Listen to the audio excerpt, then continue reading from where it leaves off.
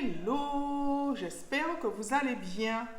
Moi, cette semaine, ça a été, à part en fin de semaine, j'ai eu un petit peu de fatigue, mais bon, ça va. En général, quand c'est comme ça, je me requinque et puis on termine la semaine en beauté. En tout cas, moi, je suis bien aujourd'hui et je suis heureuse d'être là avec vous pour vous présenter cette semaine autre chose sur le budget. Est-ce que vous êtes prête? Oui? On y va!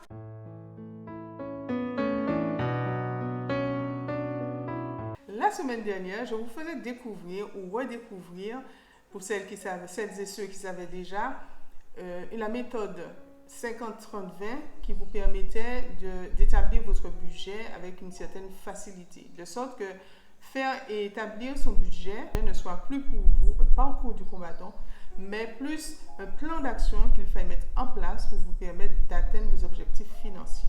Dans la continuité, cette semaine, je vais vous présenter une méthode, entre guillemets, qui va vous permettre de mettre en place ce plan d'action en vous fixant des objectifs nets, clairs et précis afin de sortir de la procrastination. Alors pour cela, on va se poser un certain nombre de questions. La première question étant, pourquoi se fixer des objectifs? Donc, la première raison, c'est d'être plus productif et avancer de manière rapide et structurée dans les actions à mener. Ensuite, se fixer des objectifs a pour but de contrôler l'avancée du ou des projets pour ainsi réaliser son rêve, le rendre possible, l'avoir accompli, en être fier et heureux d'avoir réussi. Comment se fixer ces objectifs? L'Américain John T. Duran, qui était un illustre professeur en management, a en novembre 1981 vulgarisé ce qu'il a appelé les objectifs SMART. La toute première fois qu'il l'a annoncé, c'est dans son article intitulé There's a Smart Way to Write Management Goals and Objectives. Mr. Duran nous dit donc que pour réussir nos objectifs de manière claire et précise, ceux-ci doivent être SMART. SMART, un acronyme en 5 mots. S pour spécifique. Votre objectif ne doit pas être vague, mais précis. M pour mesurable. Votre objectif, qu'il soit qualitatif ou quantitatif, il faut que vous soyez en mesure de l'évaluer et vous rendre compte s'il est efficace ou pas, s'il est atteignable ou pas. A pour ambitieux. Oui, l'ambition est propre à chacun. Mais à quoi bon se fixer un objectif qu'on a l'habitude d'atteindre? Ici donc, l'intérêt est d'augmenter ses capacités, ses performances, d'aller plus loin de ce qu'on a l'habitude de faire, d'évoluer pour atteindre un niveau supérieur. R pour réaliste. Alors, l'objectif doit être ambitieux, certes, mais il doit tout de même rester réaliste. T pour temporel. Votre objectif doit pouvoir être validé dans le temps. Donc, vous le voyez bien, la méthode SMART, les objectifs SMART en tout cas, peuvent être appliqués dans tous les domaines de notre vie. C'est pourquoi, si vous l'adoptez et que vous l'appliquez dans le domaine de votre budget, ça va vous permettre d'obtenir des résultats notables rapidement. Et c'est ce que j'ai fait l'année dernière. C'est ce qui m'a permis, si vous voyez la vidéo, c'est ce qui m'a permis non seulement de sortir du rouge, c'est-à-dire de ne plus avoir des découverts bancaires, de pouvoir faire des économies, de commencer à sérieusement rembourser mes crédits conso parce que, comme je vous disais, je mettais l'argent que je mettais, enfin, mensuellement que je mettais, je me retrouvais à court d'argent dans le mois et j'allais récupérer. Et depuis, je n'ai pas utilisé mes cartes.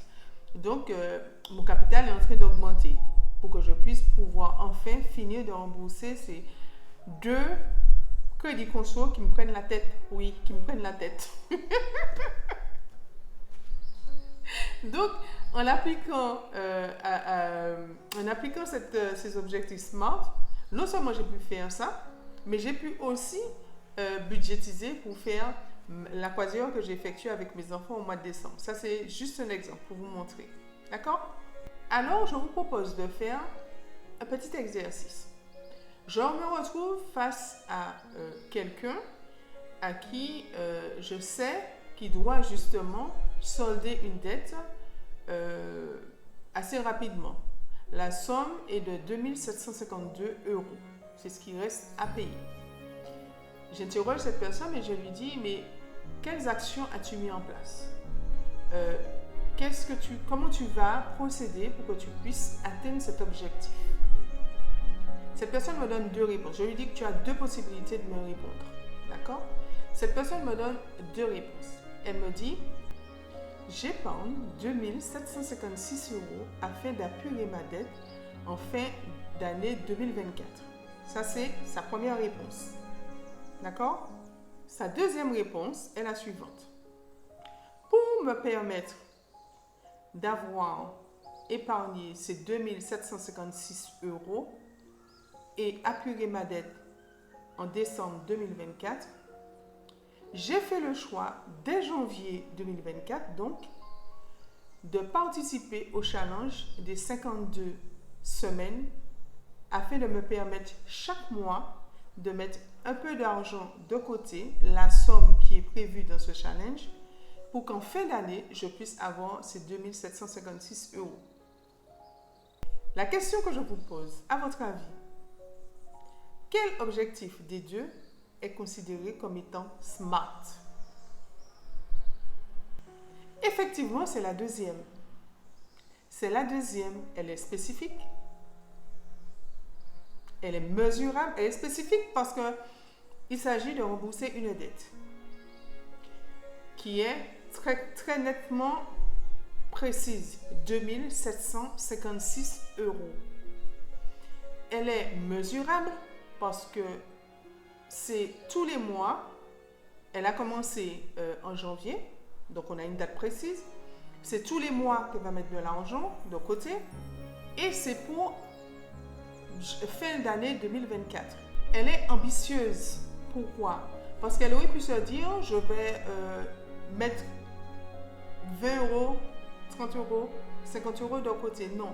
Elle se dit que par rapport au challenge, donc elle a un point d'ancrage, par rapport au challenge, le challenge va me guider vers un montant que je vais devoir obligatoirement chaque mois mettre de côté. Donc, elle va poser cette action-là.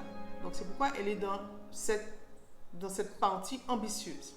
Oui, la deuxième réponse est réaliste. Pourquoi? Parce qu'elle sait que quand elle a fait le choix de ce challenge de 52 €, le montant qu'on lui demande de mettre de côté tous les mois, qu'elle en est capable parce qu'elle a fait son budget avant. Elle sait qu'à partir du moment où elle a mis son épargne de côté, rappelez-vous, je vous ai dit qu'au niveau de l'épargne, les 20% que vous mettez de côté, vous pouvez très bien mettre de côté que dans les 20%, bien sûr, que 10% ou 15% et garder la différence pour, par exemple, payer ça, faire ce challenge-là pour pouvoir payer cette dette. Ou sinon, l'attribuer dans une enveloppe, de sorte que vous puissiez subvenir à un besoin qui arrive de manière inopinée. D'accord? Alors, dernier point, c'est le T de la réponse. Oui, cet objectif-là est smart parce qu'au niveau du temps, vous avez... Elle a prévu de mettre en place son challenge, enfin de suivre le challenge sur 12 mois. Donc, c'est temporel. Ça veut dire qu'au 31 décembre, elle aura cette somme-là. Donc, elle pourra solder sa dette au niveau de son crédit conso. Donc, voilà. C'est ça la méthode SMART. Avec les objectifs SMART, on est amené à mettre en place des actions. On est obligé d'aller chercher. On va chercher quelles actions que l'on peut mettre en place de telle sorte qu'on puisse réaliser ces objectifs qu'on s'est fixés. L'objectif de départ, rappelez-vous, c'était de solder la dette. Donc, il y a tout un mécanisme qui va se mettre en place avec déjà, le premier mécanisme a été, mais qu'est-ce que je peux faire? Chercher et on découvre quoi? Qu'il y a des challenges qui existent, d'accord? Donc, le choix a été porté sur le challenge de 52 semaines. Ensuite, ce qu'elle a dû faire, c'est vérifier si l'épargne qu'elle a, la somme qu'elle a, va lui permettre chaque mois de mettre la somme que le challenge lui demande. Manifestement, elle peut le faire puisqu'elle s'est déjà fixé une date au 31 décembre pour rembourser cette somme. Oui, vous l'avez compris. Cette personne, c'est moi. Oui, parce que je vous ai dit, je vous ai avoué, je vous ai dit que ce que je vais vous apporter ici vient de ma propre expérience, d'accord, de ce que je découvre, de ce que je fais et que je partage avec vous. Donc, effectivement, j'ai mis en place le challenge des 52 semaines et ça me permet chaque mois de mettre une somme de côté pour qu'au 31 décembre 2024, j'ai soldé l'un de mes crédits. C'est celui qui est le plus important. Et je peux vous dire que je reste persuadée que je vais y arriver. Pourquoi? Parce que ça fait 10 ans que je l'ai, ce crédit. Ça fait 10 ans que je l'ai. Et je n'arrive pas. Oh là, oh là, j'arrive. J'arrive à mettre de l'argent de côté. Je ne touche pas à mes comptes. C'est vrai que les 2756 €, c'est ce qui reste. Hein. C'est ce qui reste. Parce que depuis l'année dernière, j'ai commencé à mettre de l'argent de côté pour... du moins, depuis l'année dernière, je rembourse mensuellement, mais vous savez comment ça se passe, hein, les crédits revolving. Quand par exemple, on vous prélève 50 €, au capital, vous n'avez que 20 €. Les 30 € par exemple, c'est pour les assurances, tout ça.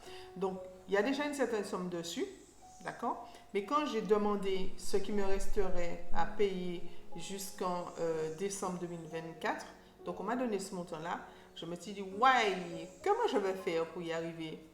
Smart.